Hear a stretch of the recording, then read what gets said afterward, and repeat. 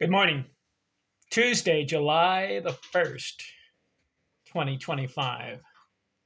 Time goes by, doesn't it?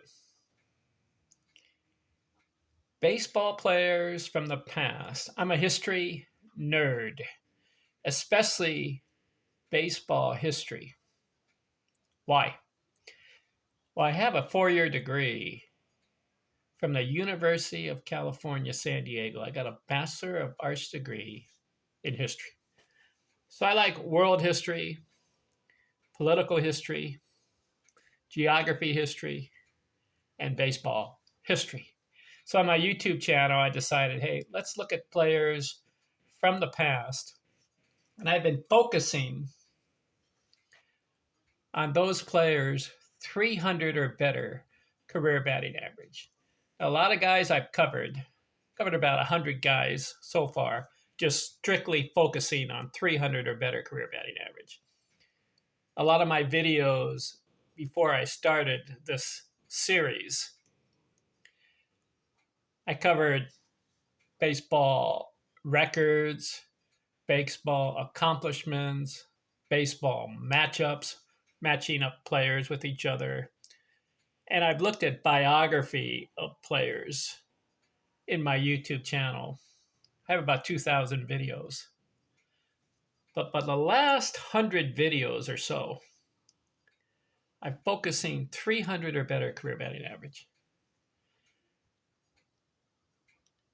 This video, I want to look at Benny Kauff, and you may say, why?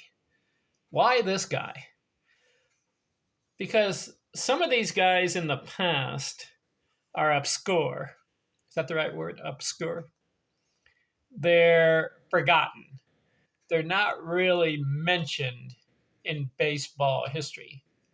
And this guy only played 8 years.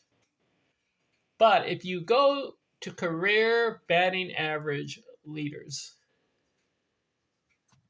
he's in the group of players 300 or better career. Now, it's only 8 years, and he played 859 games. Not enough of a measure for me. I like guys 2,000 games, 2,500 games, and I really like those guys 3,000 or more games, i.e. Ty Cobb, 366 after 3,000 games. How do you maintain that average? I wrote a book on Ty Cobb. What I did was I looked at every game he played, and I listed all 3,000, I think it was in 34 games. And I measured his batting average, starting from game one all the way. What was his batting average after every game he played? I think he started off in the 240s, got up to 280, and then he passed 300 career, and then he never went under that, and then he got up to 325. As the games go by, 100 games, 200 games, 500 games, 1,000 games, I measured every game, and I had the batting average next to every game. And I went down the list. After 1,000 games, I think he was up to 335, 340. Then right around, I have the book here. Let me get the book. Let's see.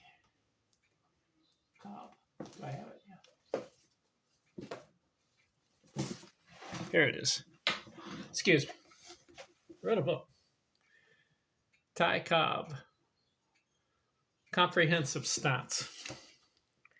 And like I said, I did the batting average from game 1 to game 3,034.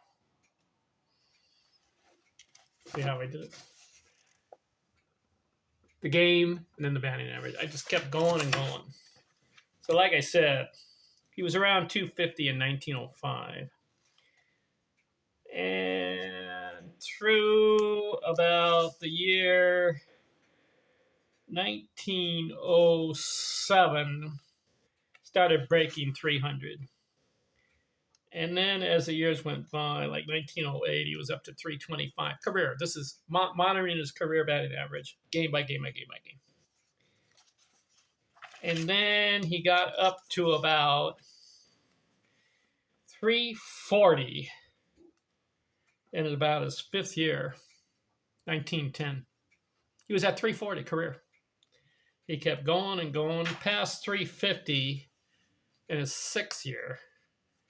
And then he got to 360 after about 7 years. This is career. And then he maintained that. His highest batting average at one point, career, I have it monitored here, he got up to 372 in 1919. Now, he started playing in 1905. So after 14 years, he was at a 372 career batting average. And it was in game about 2,000. After 2,000 games, Ty Cobb was at 372. So he maintained that for a while. Then when he got into the 1920s, his career was from 1905 to 1928. Then he got to he went down to about 370 in the 1920s. And then his last 2 years, he got below the 370. He was at 369. And then in game, I've got it right here.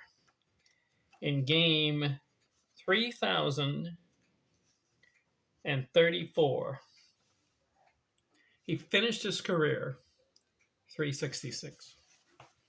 What an achievement. So I said this video is on Benny Kauff, and I was going to make it quick. And why am I covering him? 311 career batting average, but it's 8 years. So not enough games. But I want to point out some things with this guy, all right? 1912, he got into 5 games, 273 average. So as a rookie, nothing to look at. He's 22 years old. He didn't play in 1913, but in 1914, 24 years old, he plays every day. Benny Kauff. He gets 120 runs scored, gets 211 hits, breaks 200, 44 doubles. He gets 95 RBIs. He bats 370, wins the batting title. His second season, he gets 305 total bases. So he has a really spectacular 1914 season. Benny Kauff. 211 hits. 1915, he comes back, missed some games, got 165 hits, but he bats 342 and wins the batting title, back to back. So this guy can hit. 1916, plays every game, but for some reason his batting average goes from 342 all the way down to 264. So what happened? I don't know. 1917, comes back, gets 172 hits, 308. 1918, plays half the season, bats 315. 1919, 136 hits, bats 277. And 1920, he gets 43 hits and bats 274. Why in the world would I look at this guy? Well, he has a 311 career batting average, so that caught my curiosity. But you know what else caught my attention? He had 961 career hits, so he almost gets to 1,000. Not quite. But do you know that he did that in 6 years? 6 full seasons. Just pause for a moment there.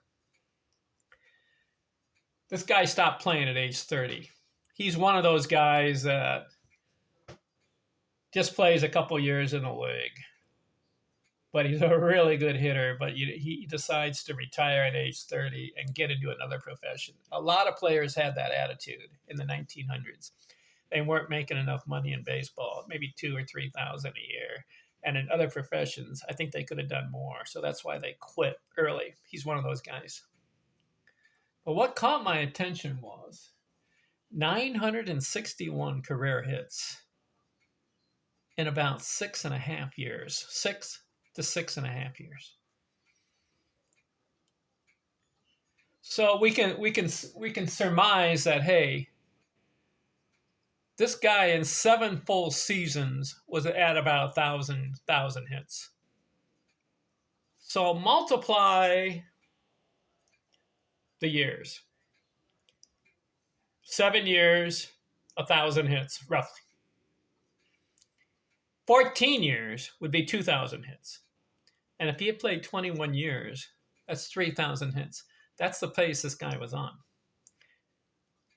So he wins 2 batting titles, gets almost 1,000 hits in 6.5 to 7 years, right in there, of playing. This guy could have been in the record books as part of the 3,000 hit club if he had played the 21 years. Why he stopped playing, we don't know. But I think it's interesting to point out, don't you, that some baseball players have the ability and the knack to hit a baseball, yet they don't pursue a long career because they want to do something else. Yet there are other players that stick around for 20 years and their batting average is 250, 260, 270. That's why I'm looking at Benny Kauff and say, hey, Benny, what happened? You won 2 batting titles. You got 1,000 hits in about 7 years of playing. Why didn't you stick around? I don't know. So that's why I looked at Benny Kauff. I'll just make it real quick, looking at this guy.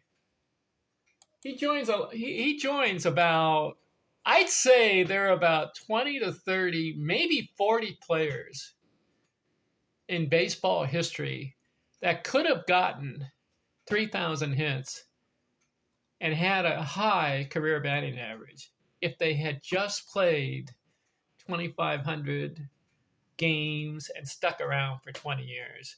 But he's one of the guys that gave it up early. Other guys I can think of, I've got the list here. Joe Jackson, remember him? Only 13 years, but he got suspended.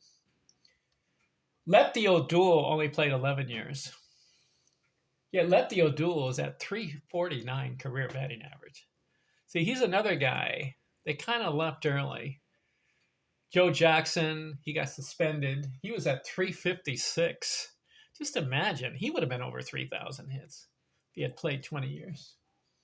Some other guys on the list. Have you heard of Dave Orr? He played 8 years. He had a 342 career batting average. I covered Dave Orr before. Did you know this guy had 1,125 hits in 8 years? He was on a really good pace. Pete Browning is another guy, 13 years. He had a 341 career batting average. Bill Terry only played 14 years. Go down the list. Jake Stenzel, you heard of him? 9 years. He had a 338 career batting average. Go down the list. Mike Dolan, 12 years, 332 batting average career. Bill Lang, 7 years, 330 career batting average.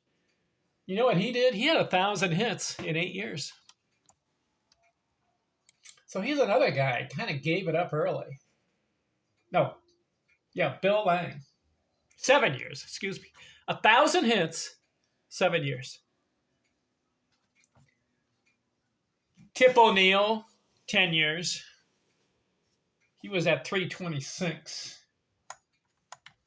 Early Combs, only 12 years. Joe DiMaggio, 13 years. What a career for him, huh? 325 career batting average in 13 years. You know what's amazing about Joe DiMaggio? He had 2,214 hits in 13 years. What a pace he was on. I think he would have ended up with 3,500 hits if he wasn't injured and hurt, and the military service. Babe Herman is another guy, 13 years. Mickey Cochran, only 13 years. These are guys, all 300 or better career batting averages. Kirby Puckett, 12 years. Bill Everett, 7 years, 317 career batting average. Joe Harris, 10 years.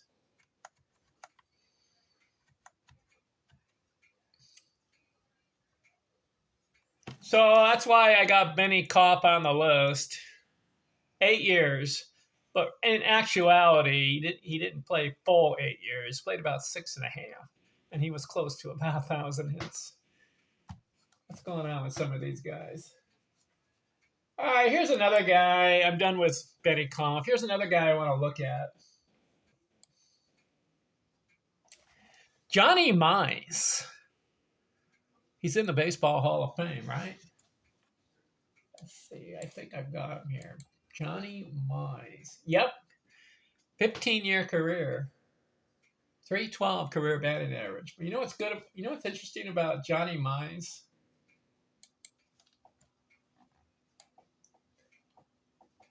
This guy was a power hitter and a career 300 or better career batting average. I like that combination. Slugging and batting average. Very few guys have that combination. But he had 3 years in the military service.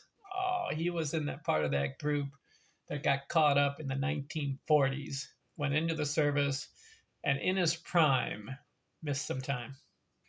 Just think of the numbers that he would have had. He got 2,000 career hits. All right, we'll look at Johnny Mize next. I'm out.